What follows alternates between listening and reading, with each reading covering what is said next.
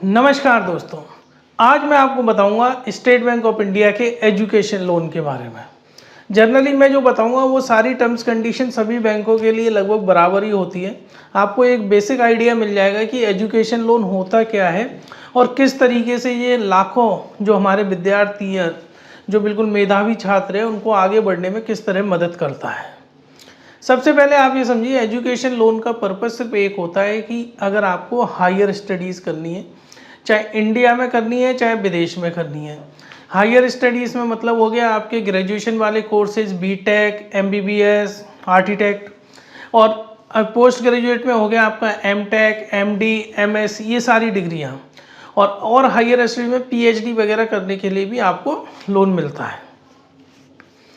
Type of loan तीन तरह के होते हैं स्टेट बैंक ऑफ इंडिया में। एक होता है सिंपल वेनिला एजुकेशन लोन, मतलब ये हर किसी कॉलेज वगैरह में जहाँ भी आप एडमिशन ले रहे हो वहाँ के लिए। स्कॉलर लोन होता है, मतलब कुछ चुनिंदा कॉलेजेस हैं जैसे IIT, Indian institute of technology, Indian institute of management, bits, उनमें अगर किसी बच्चे का एडमिशन होता है तो उसको स्कॉलर लोन के तरीके मिलता है, जो कि जिसकी रेट ऑफ इंटरेस्ट कम होती है और इसके अंदर सिक्योरिटी नहीं देनी होती। ग्लोबल एडवांटेज लोन है, जो कि अगर कोई विद्यार्थी अगर विदेश में पढ़ना चाहता है उसके लिए है। इसके अंदर जनरली आपको कोलैटरल प्रॉपर्टी देनी पड़ती है।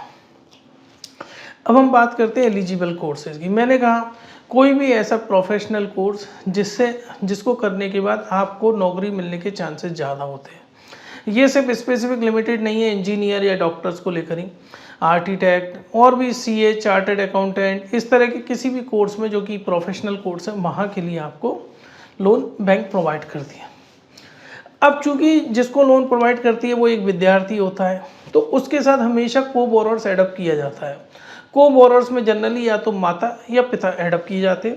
अगर किसी वजह से माता पिता ना हो तो लोग जो भी उनके जो लीगल एंड गार्जियंस हैं उनको किया जा सकता है। अब बात करते हैं क्वांटम ऑफ लोन की। देखो, इंडिया के अंदर बिना किसी सिक्योरिटी के आपको 40 लाख तक का लोन मिल सकता है स्कॉलर लोन के तहत, लेकिन अगर आप सिक्योरिटी दें तो ये अमाउंट बढ़ भी सकता है। अब्रॉड में कोई लिमिट नहीं है, लेकिन हाँ, अब्रॉड में अगर आपको लोन चाहिए विदेश में पढ़ाई करनी तो आपको कोई ना कोई प्रॉपर्टी बैंक के पास गिरवी रखनी पड़ेगी। और वो जो अगर मान के चलो आप 1 करोड़ का लोन लेना चाहते हैं तो कम से कम 1.5 करोड़ की प्रॉपर्टी बैंक के पास गिरवी होनी चाहिए, तो ही आपको लोन मिलेगा। हमेशा ये मान के चलो 30 से 40% का मार्जिन आपको रखना ही पड़ेगा। अब एजुकेशन लोन में क्या क्या कवर होता है? एजुकेशन लोन में सिर्फ आपकी फ़ीस कवर नहीं होती। कई लोगों को ये गलतफहमी होती है कि साहब हमारी जो ट्यूशन फ़ीस है वो हमें एजुकेशन लोन के माध्यम से मिलेगी और बाकी सब एक्सपेंस हमें करने पड़ेंगे। ऐसा कुछ नहीं है। एजुकेशन लोन में अगर आपकी पढ़ाई को लेकर जो भी एक्सपेंसेस होंगे, आपकी tuition fees, hostel fees, computer, किताबें, कोर्स वगैरह, मटेरियल, इनकी फ़ीस, टूर एक्सपेंसेस, मतलब कई बार स्टडी टूर्स कराए जाते हैं विदेशों में या किसी दूसरे शहर में, वो कवर है। और आजकल तो ये जो ऑनलाइन जो जर्नल्स आते हैं उनका भी एक्सपेंसेस एजुकेशन लोन में कवर किया जा रहा है। रेट ऑफ इंटरेस्ट मैं मानता हूँ कि एजुकेशन लोन में थोड़ी सी ज़्यादा होती है। आप कहेंगे होम लोन इससे ज़्यादा सस्ता होता है, हाँ ज़रूरी होता है। एजुकेशन लोन अनलक के लिए थोड़ा कॉस्टली पड़ता है, और अगर यदि आप अच्छे कॉलेजों में एडमिशन लेंगे तो आज की डेट में 6.85 से लेकर 10% तक की रेट आपको पड़ सकती है। अब बात कर लेते हैं हम स्कॉलर लोन की। स्कॉलर लोन की मैं बात इसलिए करना चाहता हूँ कि स्कॉलर लोन के अंदर एसबीआई की काफ़ी सारी कॉलेजेस हैं जो इन्होंने कवर करे, और मेनली ये वाले वो कॉलेजेस हैं जहाँ पर अगर कोई विद्यार्थी पढ़ता है तो 90% चांसेस है कि उसको नौकरी मिलेगी। ऑब्वियसली बात है, अगर आपको लगता है कि आपको नौकरी मिलेगी कोर्स करने के बाद, तो आप कहेंगे ठीक है मैं एजुकेशन लोन ले लेता हूँ, तब मैं कमाने लगूंगा तो पेमेंट कर दूंगा, मेरे माता पिता के ऊपर कोई ज़्यादा बर्डन नहीं आए, उनको अपनी कोई प्रॉपर्टी नहीं बेचनी पड़ेगी मुझे पढ़ाने के लिए। तो इस तरीके से आप सोच सकते हैं। जो टॉप कॉलेजेस में मैंने जैसे कहा था, Indian institute of technology, Indian institute of management, bits, Birla institute of technology, और जितने भी एमडीआई, इस तरह के जो भी कॉलेजेस हैं जो टॉप क्लास में आते हैं वो सारे इसके अंदर कवर होते हैं। सिक्योरिटी, देखो एजुकेशन लोन के अंदर 7.5 लाख तक आपको कोई सिक्योरिटी नहीं देनी होती, लेकिन अगर आप 7.5 लाख से ऊपर का लोन ले रहे हैं तो आपको 110% लोन अमाउंट की सिक्योरिटी देनी पड़ेगी। ये कहा जाता है, लेकिन मैंने आपको कहा 30 से 40% का मार्जिन लेके चलना। मान के चलिए अगर आपको 50 लाख का लोन चाहिए तो आपकी जो प्रॉपर्टी की वैल्यू वो एटलीस्ट 80 लाख रुपए तो होनी चाहिए मार्केट वैल्यू। अब बात करते हैं फाइनेंस एजुकेशन ओवरसीज। देखो क्या है, आज की डेट में भारत से लाखों विद्यार्थी हर साल विदेश में जाते हैं पढ़ाई करने। और विदेश में जो भी विद्यार्थी जाते हैं जनरली उनके पास उतना कैश नहीं होता है कि वो विदेश में पढ़ाई करें। उसके लिए ग्लोबल एडवांटेज एक एजुकेशन लोन है। विदेश में जो लोग पढ़ाई करने जाते हैं उनके लिए SBI ग्लोबल एडवांटेज लोन है। इस लोन के अंदर आप ये मान के चलिए आपको प्रॉपर्टी देनी ही पड़ेगी, बिना प्रॉपर्टी के ये लोन नहीं मिल पाएगा। इसकी कोई लिमिट नहीं है, आप करोड़ लो, 10 करोड़ लो, 5 करोड़ लो। इस तरीके से ये एक बहुत ज़्यादा ईजी बना देता है विदेश में पढ़ाई करने के लिए। अब एजुकेशन लोन में मार्जिन की बात करते हैं कि अगर आप एजुकेशन लोन ले रहे हैं तो मार्जिन कितना है। मार्जिन का मतलब ये हो गया, मान के चलो अगर आपकी फ़ीस 5 लाख रुपए है, 5 लाख रुपए है तो मतलब बैंक ये चाहेगा कि भैया कि 4 से 5 लाख में 5,000 रुपये आप अपने पॉकेट से दोगे, 95,000 रुपये बैंक अपने पॉकेट से देगा प्लस 4 लाख। मार्जिन का मतलब ये इस तरीके से आप समझ सकते हैं। अगर 15% मार्जिन मैं ये कह रहा हूँ तो मतलब अगर 1 लाख रुपए कॉलेज की फ़ीस है तो 15,000 रुपये आपको अपनी जेब से लगाने होंगे और 85,000 रुपये बैंक देगा। मार्जिन का ये सिंपल सा मतलब है। इसलिए क्योंकि ये है मार्जिन, जहाँ पर मार्जिन आ गया मतलब 100% फीस बैंक बोर नहीं करेगा, कुछ पेमेंट आपको करना पड़ेगा। इंटरेस्ट सब्सिडी जो मिलती है एजुकेशन लोन पे, इंटरेस्ट सब्सिडी मिलती है। इंटरेस्ट सब्सिडी मतलब उस पर मिलती है, मतलब जितने मॉरेटोरियम के पीरियड के पहले जो भी पीरियड है उसमें जो भी ब्याज लगा वो आपको सब्सिडी के फॉर्म में वापस मिल जाता है। लेकिन वो आपको तब मिलेगा अगर आपकी पेरेंटल इनकम 4.5 लाख रुपए से कम है, दोनों पेरेंट्स की मिला के, और लोन अमाउंट 7.5 लाख से कम है। तो उसमें जो भी मॉरेटोरियम पीरियड है उसके अंदर जो भी इंटरेस्ट आपने पेमेंट करा वो आपको रिवर्स बैक मिलता है। लेकिन ये सिर्फ गरीबी रेखा के नीचे करने वालों को या इकोनॉमिकली बैकवर्ड लोगों को ही मिलता है। प्रोसेसिंग की फ़ीस की बात कर ले, प्रोसेसिंग फ़ीस वेरी होती रहती है।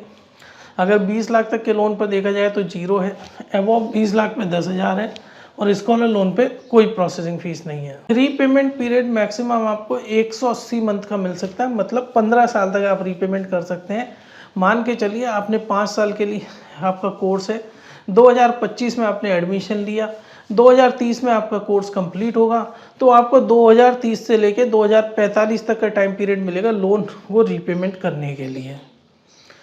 लोन टाइप आपको टर्म लोन के फॉर्म में ही मिलता है, एजुकेशन लोन ओवरड्राफ्ट के फॉर्म में कोई नहीं देता। सिविल स्कोर आपका अच्छा होना चाहिए, आपने कोई डिफ़ॉल्ट नहीं किया, और आप जिस भी पेरेंट्स को आप इंक्लूड कर रहे हो उनका सिविल स्कोर अच्छा और क्लीन होना चाहिए, कोई ओवरड्यू नहीं होना चाहिए, नहीं तो आपकी फाइल रिजेक्ट हो जाएगी। आप कहोगे ये गलत है, लेकिन ये हर बैंक यही पॉलिसी अपनाता है। डॉक्यूमेंट्स बहुत सिंपल है। डॉक्यूमेंट्स अगर स्टूडेंट्स की बात करी जाए, application form, 2 passport size photo, PAN card, Aadhaar card, admission letter, statement, cost of study, मतलब जब आप जिस भी कॉलेज में एडमिशन लेते हो वो अपना एक पूरा ब्राउचर देता है कि किस तरीके से आपको फ़ीस का रीपेमेंट करना है। आपके 10वीं और 12वीं की मार्कशीट।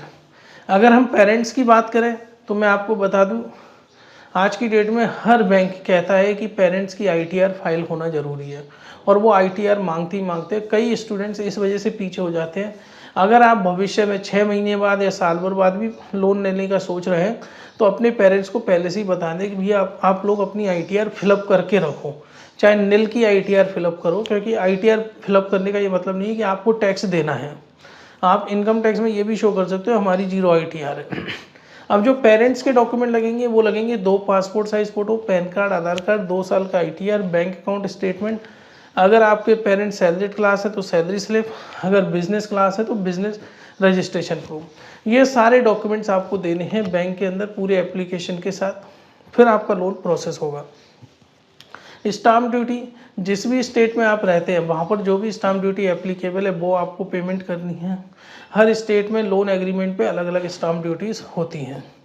डिसबर्समेंट आपको बैंकर चेक मिलेगा, मतलब आप जब भी कहेंगे कि साहब मुझे ट्यूशन फीस पेमेंट करनी है तो बैंक आपके कॉलेज के नाम से बैंकर चेक निकालेगा या बैंक के अकाउंट में डायरेक्टली देगा। अगर मान के चलो आप ऑलरेडी फीस दे चुके हो, एजुकेशन लोन होने में थोड़ा डिले हो गया है, तो बैंक उसको रीइंबर्समेंट करेगा, लेकिन आपको रिसिप्ट शो करनी पड़ेगी, वो अकाउंट का स्टेटमेंट शो करना पड़ेगा जिससे आपने पेमेंट किया है। रीइंबर्समेंट हो जाता है। रीपेमेंट स्टार्ट कब होता है? एजुकेशन लोन में पढ़ाई करने के 1 साल बाद, या फिर पढ़ाई करने के बाद जब आपको जॉब मिल जाती है तो विदिन 6 मंथ आपको रीपेमेंट स्टार्ट करना होता है। कॉलेज में ये कह रहा हूँ, अगर आप एजुकेशन लोन ले रहे हैं तो प्लीज़ अपना इंश्योरेंस ज़रूर करवा के रखें। अगर आपके साथ कुछ मिस हैपनिंग हो जाती है तो एटलीस्ट आपके पेरेंट्स के ऊपर एक्स्ट्रा बर्डन नहीं पड़ेगा। इतना इंश्योरेंस करा के रखें, टर्म इंश्योरेंस, कि आपका जो एजुकेशन लोन है वो उसका अमाउंट कवर हो जाए, ताकि भगवान न करे कुछ हो ऐसा, लेकिन अगर ऐसा होता है तो पेरेंट्स के ऊपर कम से कम बर्डन पड़े। पूरे भारत में आप किसी भी बैंक में अप्लाई कर रहे हैं, कोई सा भी लोन अप्लाई कर रहे हैं, आपका सिर्फ विद्या लक्ष्मी पोर्टल के माध्यम से ही अप्लाई होगा और किसी माध्यम से लोन अप्लाई नहीं होगा।